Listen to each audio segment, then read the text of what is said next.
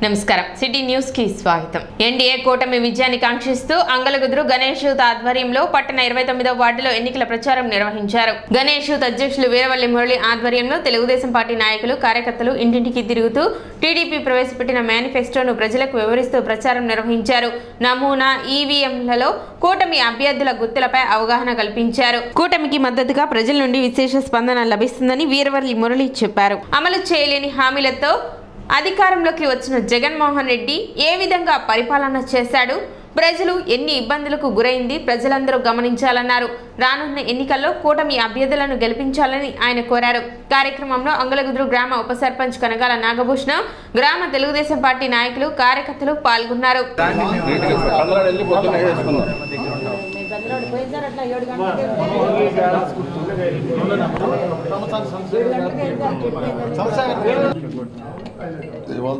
చంద్రశేఖర్ గారితో 2వ నెంబర్, మనోహర్ గారితో 7వ నెంబర్.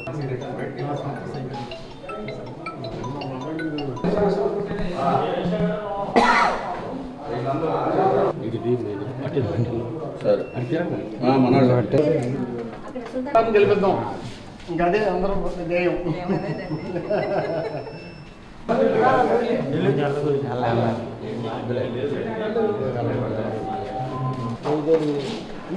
ఇక్కడ నుంచి ఉంటే బయటికి తీసుకుంటాం మెల్లగా రండి.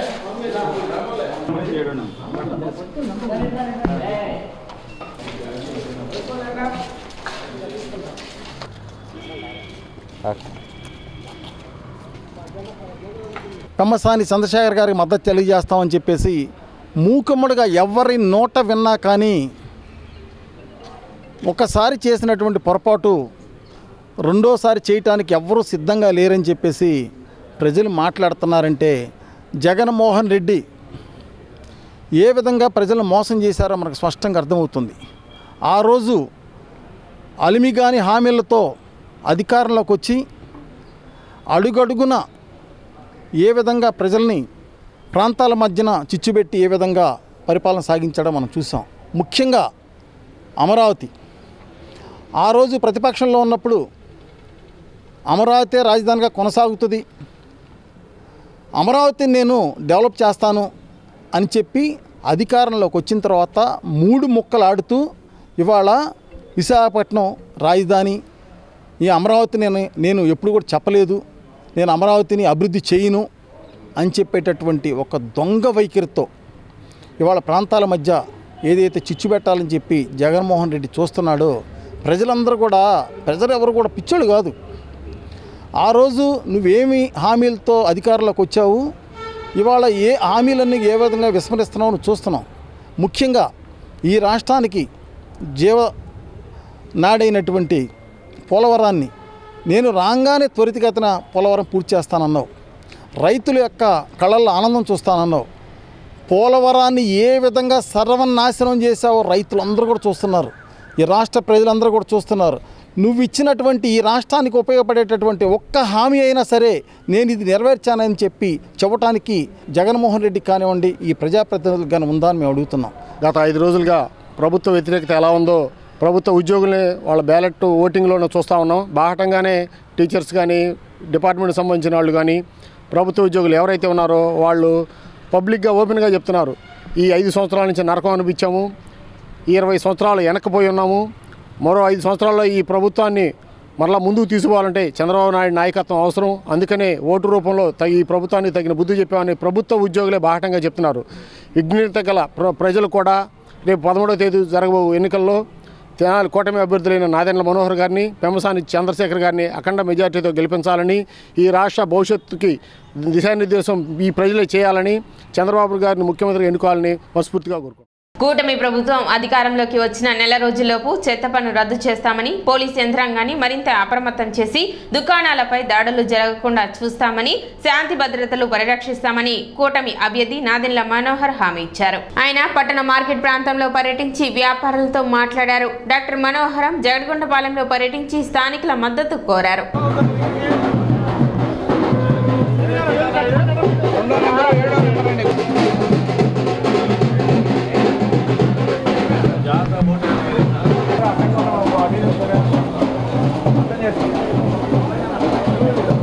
జరగాలి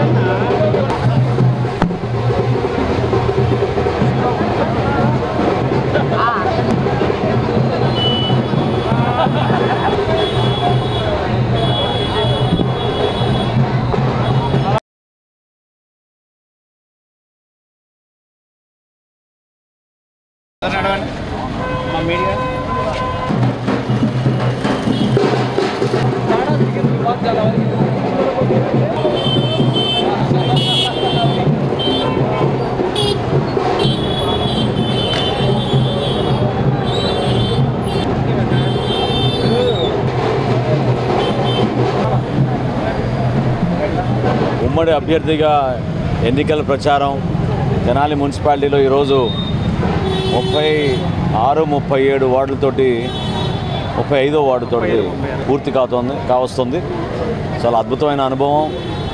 ప్రజల దగ్గరికి వెళ్ళడం, మరొకసారి క్షేత్రస్థాయిలో జరుగుతున్న వాస్తవ పరిస్థితులు, అదేవిధంగా రాబోయే రోజుల్లో మేము చేయబోయే కార్యక్రమాల గురించి వివరించినప్పుడు అందరిలో కూడా ఎంతో అనుభవంతో వాళ్ళు కూడా చూసిన పరిస్థితుల్ని గమనించి ప్రజలంతా ఒక మంచి నిర్ణయం తీసుకున్నారని చాలా స్పష్టంగా తెలుస్తోంది. ఖచ్చితంగా కొత్త ప్రభుత్వం రాబోతోంది. Janasena party, Telugu Desam party, Bharatiya Janata party కలిసి చంద్రబాబు నాయుడు గారి నాయకత్వంలో, పవన్ కళ్యాణ్ గారి నాయకత్వంలో, నరేంద్ర మోడీ గారి నాయకత్వంలో ఒక అద్భుతమైన ఆలోచనతోటి వర్తమాన రాజకీయాల్లో ఎవరు గతంలో చేయని అభివృద్ధి కార్యక్రమాలు, సంక్షేమ కార్యక్రమాలు కలిసి చేసే విధంగా ముందుకెళ్తాం. ఈ కార్యక్రమానికి సహకరించిన తెలుగుదేశం పార్టీ నాయకులు ఆలపాటి రాజా గారికి, అదేవిధంగా క్షేత్రస్థాయిలో ప్రతి వార్డులో కార్యకర్తలు, నాయకులు మనస్ఫూర్తిగా ఆహ్వానించి కార్యక్రమాన్ని విజయవంతం చేశారు. నేను మరవలేని సంఘటన ఇది. అదేవిధంగా జనసేన పార్టీ నాయకులు కూడా కష్టకాలంలో నిలబడి నాతో పాటు ప్రతి అడుగు నడిచి ఈ రోజున ప్రజల్లోకి మళ్ళీ ఉమ్మడి అభ్యర్థిగా వెళ్ళడం, ఆ ఆదరణ, అభిమానం వాళ్ళు కూడా పంచుకోవడం నిజంగా ఎంతో సంతృప్తినిస్తుంది. కలిసికట్టుగా ఉంటే ఏ విధంగా మనం మంచి కార్యక్రమాలు చేయగలుగుతామో, ఎటువంటి అభివృద్ధి చేయగలుగుతామో చేసి చూపించి ప్రజలకు ఇంకా మరింత దగ్గరయ్యేటట్టు ప్రయత్నం తప్పకుండా మేము చేస్తాం. అదేవిధంగా సంక్షేమం అని చెప్పి బూటకపు మాటలు చెప్పి ఈ రోజున చాలామంది విద్యార్థులు జగనన్న విద్యా దీవెన ఇంకా అందలేదని, సర్టిఫికెట్లు ఆ కాలేజీలు యాజమాన్యాలు ఎవరు కూడా ఫీజు మొత్తం కడితేనే ఇస్తాం లేకపోతే ఇవ్వనన్నప్పుడు అయోమయమైన పరిస్థితిలో ఉన్నారు. కేవలం అబద్ధాలు చెప్పి ప్రచారం చేసుకున్నారు తప్ప క్షేత్రస్థాయిలో ఎవరికి కూడా సరైన రీతిలో సంక్షేమం అందలేదు. ఆసరా పథకం కానివ్వండి, జగనన్న విద్యా దీవెన కానివ్వండి, రైతు భరోసా కానివ్వండి, జనవరి నుంచి ఇప్పటి వరకు అట్లానే పెండింగ్ పెట్టి ప్రభుత్వం ప్రజల్ని మోసగించడానికి కోసం ప్రయత్నం చేసింది. ప్రతిరోజు అప్పులు చేస్తున్నాం. అటువంటి ఆర్థిక పరిస్థితి తీసుకొచ్చారు. కానీ అభివృద్ధి ఎక్కడ కూడా చూపించుకోలేని పరిస్థితుల్లో ఆంధ్రప్రదేశ్లో ఉన్నాం. భవిష్యత్తులో తెనాలి మున్సిపాలిటీని ఇంకా అభివృద్ధి చేసి ఈ రక్షిత మంచినీటి పథకం ప్రతి ఒక్కరికి అందించే విధంగా, రోడ్లు మరమ్మతులు చేసే విధంగా, ప్రభుత్వ ఆసుపత్రిని అద్భుతంగా అన్ని డిపార్ట్మెంట్స్ ఇక్కడ ఏర్పాటు చేసి, గుండె చికిత్సతో సహా ఇక్కడ కార్డియాలజీ డిపార్ట్మెంట్ కూడా ఏర్పాటు చేసి అన్ని విధాలుగా మన ప్రజలను ఆదుకోవడానికి సిద్ధమవుతున్నాం. చేయాల్సిన కార్యక్రమాలు ఖచ్చితంగా ఉన్నాయి. రోడ్లు విస్తరణ, ఏది నందివెల్లి నుంచి పెదరావూరు వరకు మనం చేయాల్సిన రోడ్డు ఉందో దాన్ని మంగళగిరి వరకు తీసుకెళ్తాం. అదేవిధంగా తెనాలి నుంచి గుంటూరుకు తీసుకెళ్లాల్సిన రహదారిని 4 లేన్ల రహదారిగా దాన్ని మార్చి ప్రజలకు ఉపయోగపడుతుంది. తెనాలి టింబర్ డిపో వారు ఏర్పాటు చేసిన ఆత్మీయ సమావేశానికి గుంటూరు పార్లమెంట్ టీడీపీ అభ్యర్థి పెమ్మసాని చంద్రశేఖర్ హాజరయ్యారు. ఈ సందర్భంగా కొసనం పూర్ణచంద్ర ఆధ్వర్యంలో 150 మంది వైఎస్ఆర్సీపీ కార్యకర్తలు తెలుగుదేశంలో చేరారు. వారికి పెమ్మసాని పార్టీ కండువా కప్పి పార్టీలోకి ఆహ్వానించారు. డాక్టర్ పెమ్మసాని చంద్రశేఖర్ మాట్లాడుతూ రేపు జరగబోయే సార్వత్రిక ఎన్నికల్లో 2 లక్షల మెజార్టీతో తాను, అలాగే నాదెండ్ల మనోహర్ 20,000 మెజారిటీతో గెలుపు సాధిస్తామని ధీమా వ్యక్తం చేశారు. ప్రజల కోసం, ప్రజల అభివృద్ధి కోసం ఏర్పడిన పార్టీ తెలుగుదేశం పార్టీ అని అన్నారు. కార్యక్రమంలో పలువురు టీడీపీ నాయకులు, కార్యకర్తలు పాల్గొన్నారు. ఆ ఇళ్ల మీద మాత్రం దృష్టి పెట్టే కార్యక్రమం నేను కూడా చూస్తాను. అదేవిధంగా రోడ్లు, వాటర్, పిల్లలకు కావాల్సిన ఇండస్ట్రీస్, ఉద్యోగాలు, ఇవి కూడా డ్రైనేజ్ ఇష్యూస్, ఈ 4-5 సమస్యల మీద నెక్స్ట్ 5 సంవత్సరాలు పోరాటం చేసి ఢిల్లీ నుంచి ఏ నిధులు వచ్చే కార్యక్రమం చేస్తామని తెలియజేసుకుంటూ సెలవు తీసుకుంటున్నా. Thank you.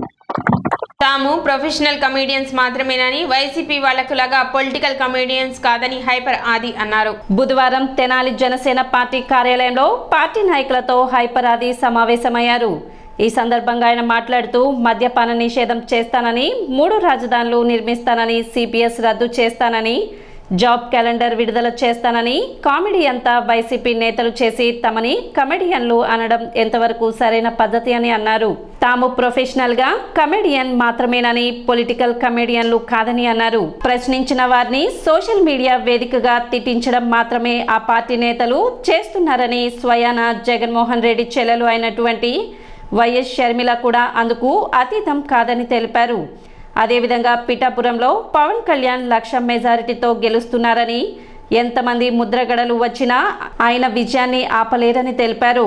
ఎక్కడా కూడా అభివృద్ధి జరగలేదని, ఒక సమస్య కూడా పరిష్కారం కాలేదని, ఇవన్నీ చూశాక కూడా వైసీపీకి ఓట్లు ఏ విధంగా వస్తాయనుకుంటున్నారని అన్నారు. వచ్చే ఎన్నికల్లో నిజాయితీకి పట్టం కట్టి కూటమిని గెలిపించాలని కోరారు. సమావేశంలో జనసేన పార్టీ నాయకులు, కార్యకర్తలు పాల్గొన్నారు. మద్యపాన నిషేధం చేస్తానని కామెడీ చేసింది ఎవరు? 3 రాజధానుల్లోని కామెడీ చేసింది ఎవరు? పెన్షన్ 3,000 రూపాయలు అయిపోయి మేము గెలిచిన వెంటనే మీ అకౌంట్లో పడతాయని కామెడీ చేసింది ఎవరు? సిపిఎస్ రద్దు చేస్తానని కామెడీ చేసింది ఎవరు? జాబ్ క్యాలెండర్ ఇస్తానని కామెడీ చేసింది ఎవరు? కామెడీ మొత్తం వాళ్ళు చేసి నన్ను కామెడీ అని అంటే ఎంతవరకు కరెక్ట్? ఈ వైసీపీ సోషల్ మీడియాకి తెలిసింది ఒక్కటే, ఎవడైనా ఎదురు ప్రశ్నించి మాట్లాడాడు అనుకో, మహా అయితే వాళ్ళ ఇంట్లో అమ్మనే నాన్ననే తిట్టడం, లేకపోతే ఇంకోటి ఏదో క్రియేట్ చేసి ఇలాంటివి చేయడం మీరే గమనించుంటారు.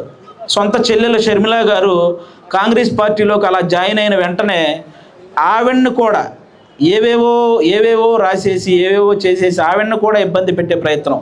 ఎంత కాదనుకున్నా ఆయనకి చెల్లెలే కదా. అలాంటి ఆవిడ్ని కూడా సోషల్ మీడియాలో ఏ రకంగా వాళ్ళు మాట్లాడుతున్నారో మీ అందరూ చూసుంటారు. ఎంతమంది ముద్రగడలు వచ్చినా ఈసారి అందరూ గాజు గ్లాసు ముద్రకి వేయడానికి ఫిక్స్ అయ్యారు, అవునా కాదా? వీళ్ళు చెప్పేవి వాళ్ళ ఇంట్లో వాళ్ళే వినట్లేదు, జనాలు ఎందుకు వినాలి? మీరందరూ దీన్ని కూడా గమనించాలన్నమాట.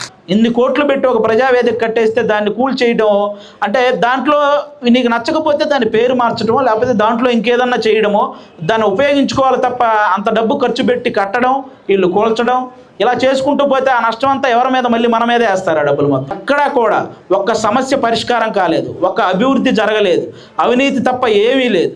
ఇవన్నీ చూసి కూడా ఇంకా మనం ఓటేస్తే ఇంకా దానికి వేరే అంటే ఈ కుల పిచ్చి, లేకపోతే మా తాత ఆ పార్టీలో ఉన్నాడు కాబట్టి మేము ఇంకా ఆ పార్టీలోనే ఉంటాం, ఇలాంటి పిచ్చి అంతా వదిలేసి ఈసారి మనం నిజాయితీ వైపు నిలబడితే మీ సమస్యలన్నీ పరిష్కారం అవుతాయి. అలాగే నాదెండ్ల మనోహర్ గారు మీ అందరికీ తెలుసు కదమ్మా, ఆయన ఉన్నప్పుడు ఈ తెనాలికి ఏదైతే అభివృద్ధి చేశాడో స్టిల్ ఆ అభివృద్ధి అవే కనపడుతున్నాయి తప్ప కొత్తగా తెనాల్లో ఏమి అభివృద్ధి జరిగినట్టు మీరు ఎక్కడా చూస్తుంటారు. నాదెండ్ల మనోహర్ గారు ఎంత మంచి వ్యక్తి అంటే, ఆయన ఎలాంటి సపోర్ట్ చేస్తారంటే ఒకే మాట అన్నారు ఆయన, పవన్ కళ్యాణ్ గారు మీరు గెలిస్తే మీతో పనిచేస్తాను, మీరు ఓడిపోతే ఇంకా ఎక్కువ పనిచేస్తాను మీతో కలిసి అని చెప్పిన వ్యక్తి మన నాదెండ్ల మనోహర్ గారు. ఎన్నికల సమయం దగ్గర పడుతున్న నేపథ్యంలో పోలీస్ యంత్రాంగం సమస్యాత్మక పోలింగ్ కేంద్రాలపై దృష్టి కేంద్రీకరించారు. ప్రశాంత వాతావరణంలో ఎన్నికల నిర్వహణకు పోలీస్ శాఖ చర్యలు చేపట్టింది. ఇందులో భాగంగా జిల్లా ఎస్పీ తుషార్ దూడి తెనాలిలో పర్యటించి పోలింగ్ కేంద్రాలను తనిఖీ చేశారు. ఎన్నికలు ప్రశాంతంగా నిర్వహించుకోవాలని సూచించారు. అల్లర్లకు, దాడులకు, హింసాత్మక ఘటనలు జరగకుండా తగిన చర్యలు తీసుకుంటున్నట్లు ఆయన తెలిపారు.